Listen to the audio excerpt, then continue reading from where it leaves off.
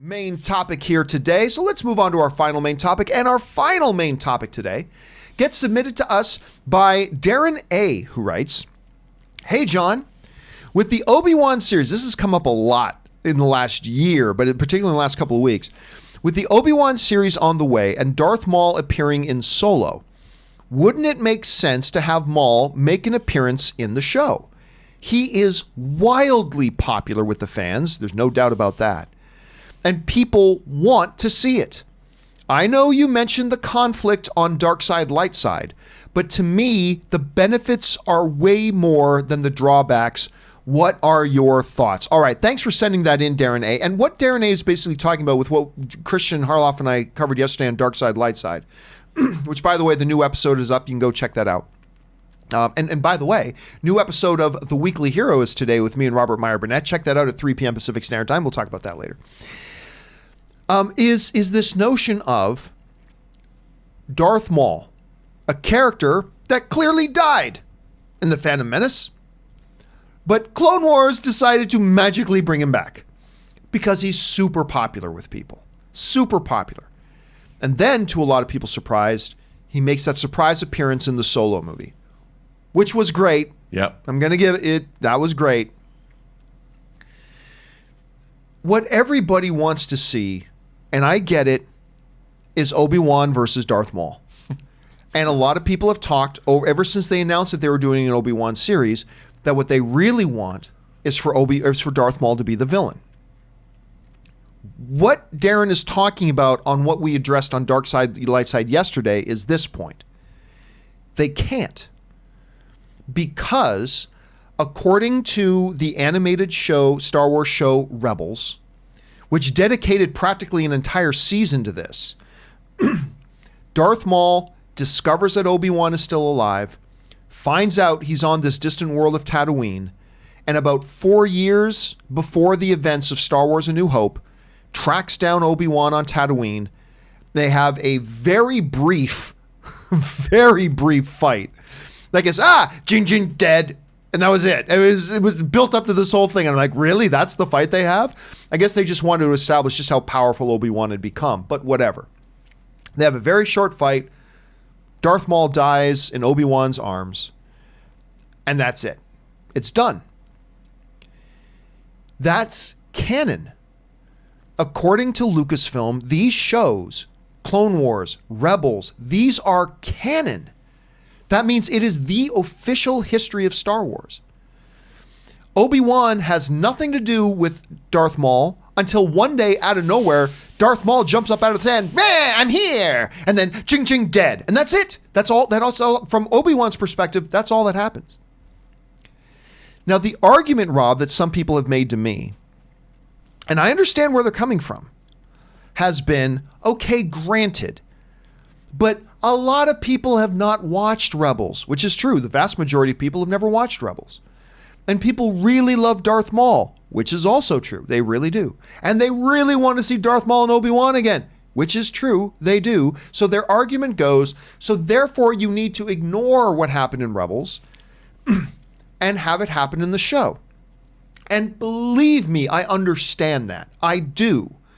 I would be excited to see that happen. However, you know me, when it comes to Star Wars, canon is canon.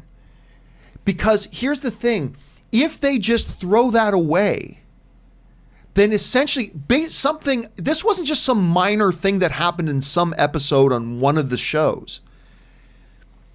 This was basically one of the main driving plot points of an entire season of Rebels.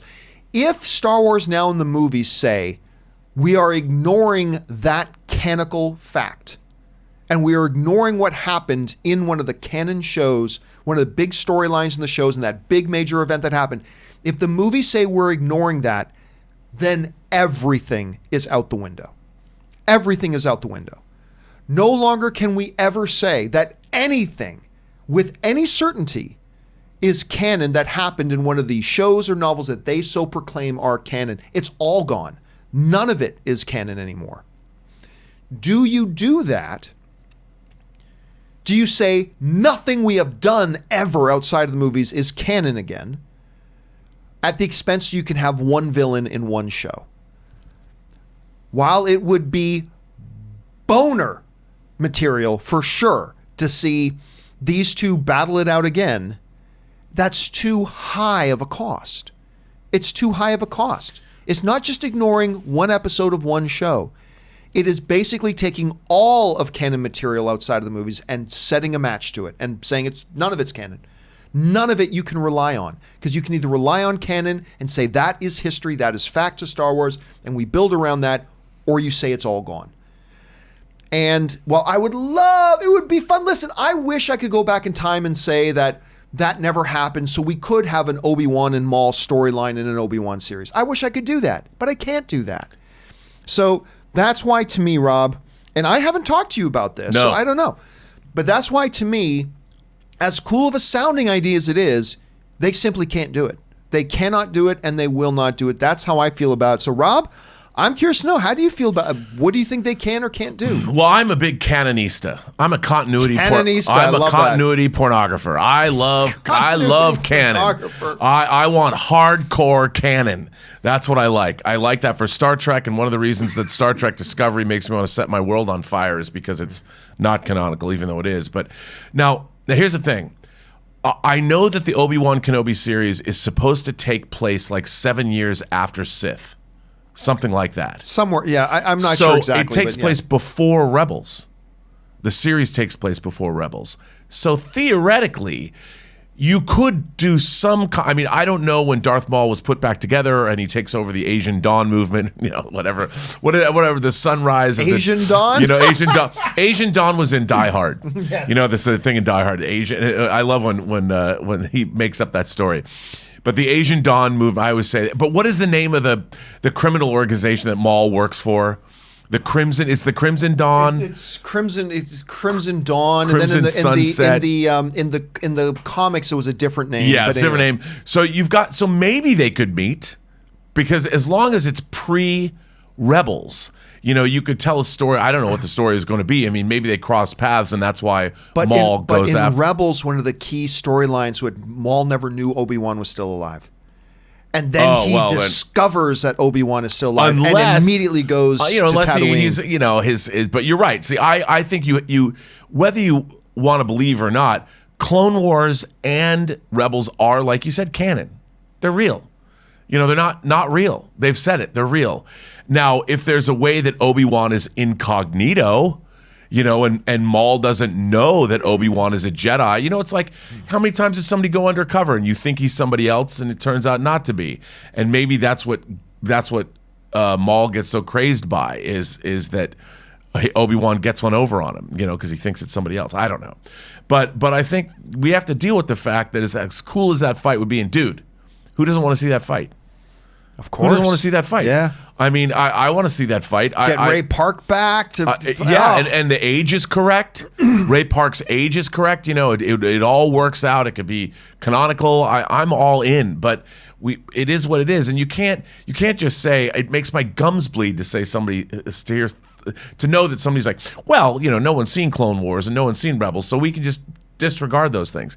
No, you can't. They're canonical. You can't disregard canon. And I get it if you've never seen the shows and they're not important to you, and I get the sentiment, I do.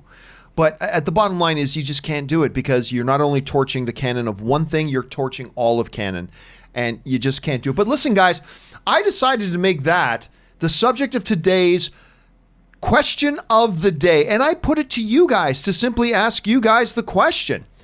With everything that we now know, with about Rebels and everything else, do you think that Darth Maul will actually show up in the upcoming Obi-Wan Kenobi series on Disney+?